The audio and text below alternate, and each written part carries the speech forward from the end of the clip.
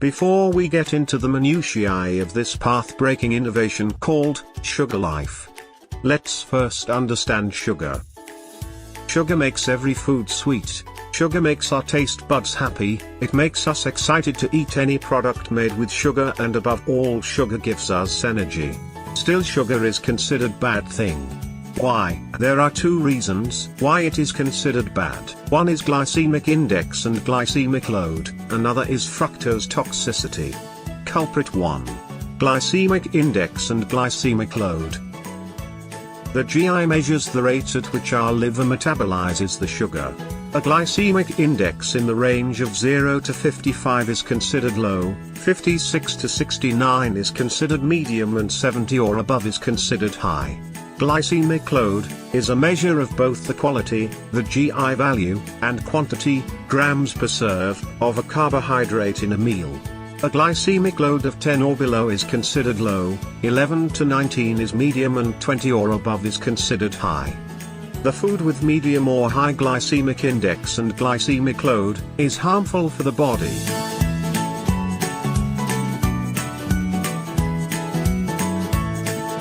as it facilitates a sharp increase of glucose in the blood, which in turn triggers the pancreas to release a rush of the hormone insulin, which removes any excess glucose. Insulin removes the surplus glucose from the blood and lowers the speed at which the body burns fat.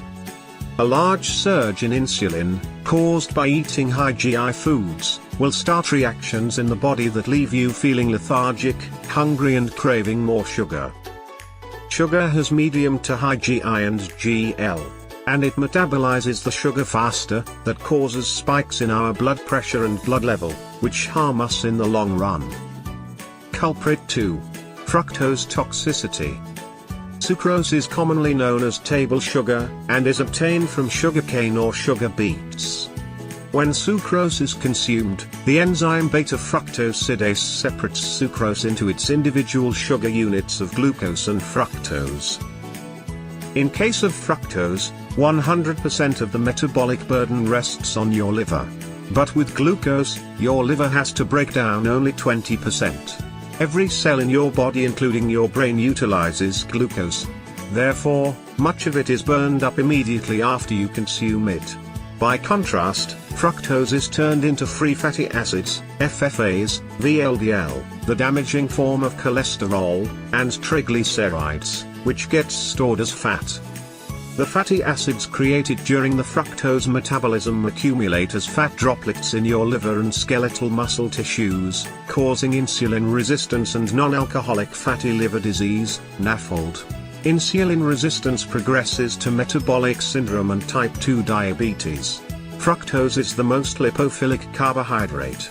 In other words, fructose converts to activated glycerol, G3P, which is directly used to turn FFAs into triglycerides.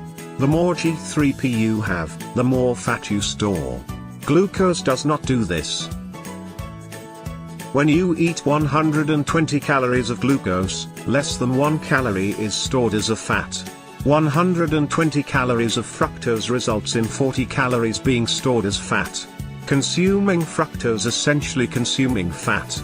The metabolism of fructose by your liver creates a long list of waste products and toxins, including a large amount of uric acid, which drives up blood pressure and causes gout.